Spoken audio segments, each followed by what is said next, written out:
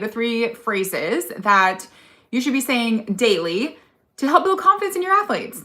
And this is huge because as coaches, we correct a lot. I mean, this is what our job is to find what's going wrong and to fix it. But the problem is that this doesn't always land the right way. And then we have athletes like shutting down or being like, she's picking on me and things like that. And that's not because our athletes are soft.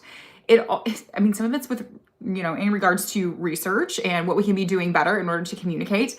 And also there's some, any of you have heard the 4-to-1 positive negative like interaction. So this is something that's research out of the Gottman Institute, if you're familiar with them, all around relationships and how, for every one correction that we give, we need to give 4 positive reinforcements. And that is the ratio that will maintain a healthy relationship. But this is also so applicable to coaching, because how many of you have had that situation where it's like, I'm coaching her, I'm doing the thing, but she thinks I'm picking on her, or like there's just stuff going on. And these 3 phrases that I'm going to teach you will help you with that little like 4 bucket of positive interactions. And this can also be like a fist bump, a high five. Like those interactions can also be very simple. But if you can add these phrases to your coaching toolkit, I'll tell you right now, it's going to help your coaching land a lot better. You're going to get more out of your athletes, more of what you want. Okay. Now, this is a little tip of the iceberg of strategies that we're going over next week in our Secrets of a Championship Program bootcamp. So if you have not already registered for the bootcamp,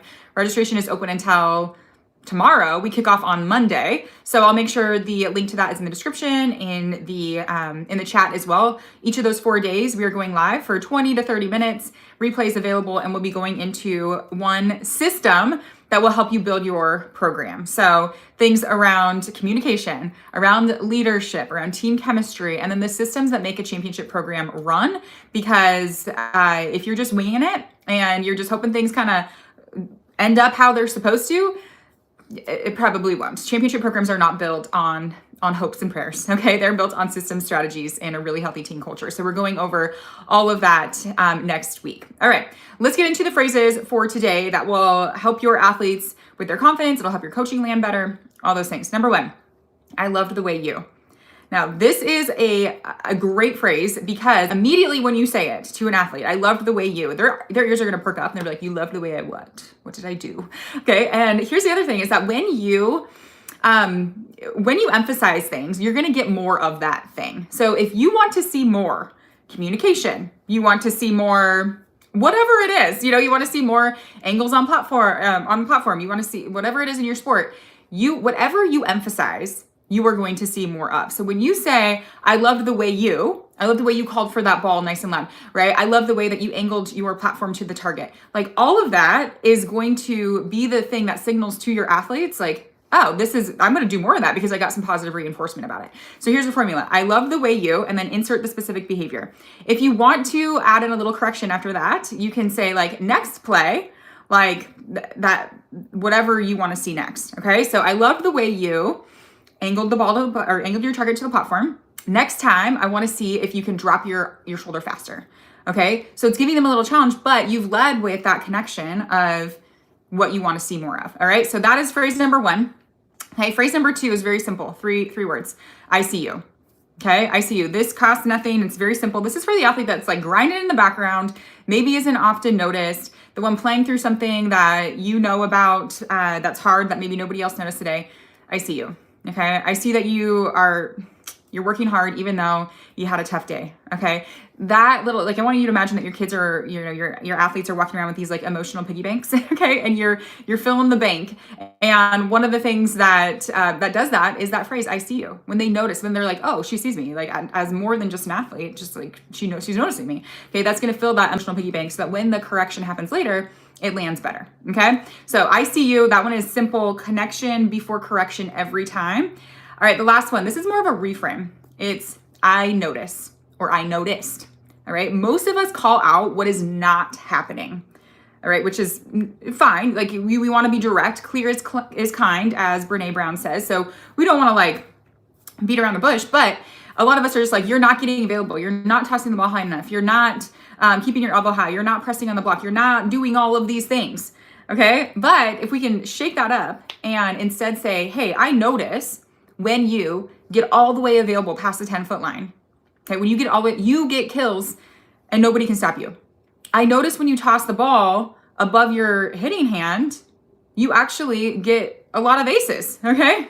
Maybe not you actually, but I notice when you press on the block that you're able to seal the block easier, right? So they want the outcome. So this is direct feedback with evidence of belief that they can do it. So the evidence of belief is you want this outcome. You want more kills. You want more aces. You want more blocks. You want to be aggressive on defense. Like that's the thing. That's the picture that you're painting for them.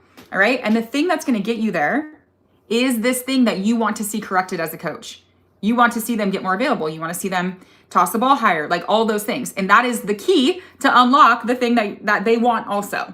And so that is, I love this, like I notice when whatever the thing is that you want to correct, I notice when you do that, you get the desired outcome. Okay, that's the formula for that.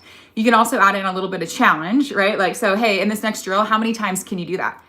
I notice when you get available for the set, you do your big approach and you get kills.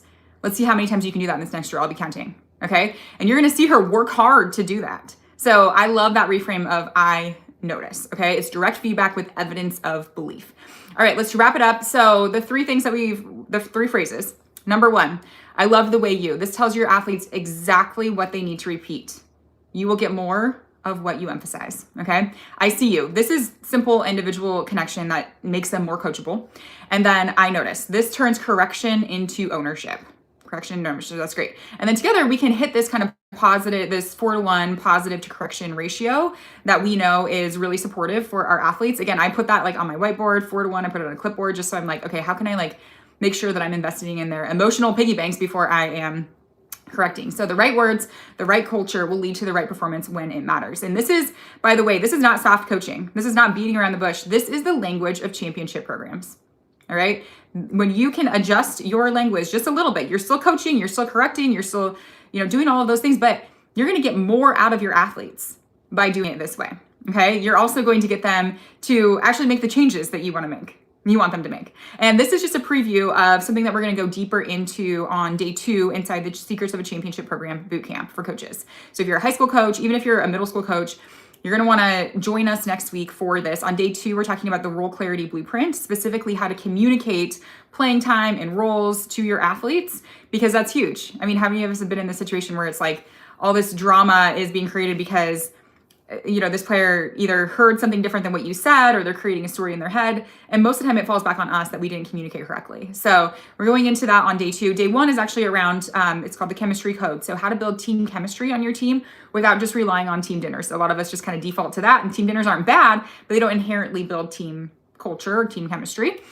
Day 2, like I said, is the role clarity blueprint. Day 3 is building your leadership core. So building leadership across your program, not just hoping that your captains or your seniors take care of leadership. And then day 4 is all the systems and how they work together, because championship programs do not run on just winging it and hoping that things work out. They run on systems so that you're not burnt out. So I give you the systems, the templates to be able to do this, everything from communication, leadership, preseason, parent roles, communicate, like all of it. We're talking about that on day 4. All right, coaches. Hopefully this was helpful to you. I will see you inside the bootcamp next week. The link for that to join is open until Sunday, and we kick off on Monday. I will see you later.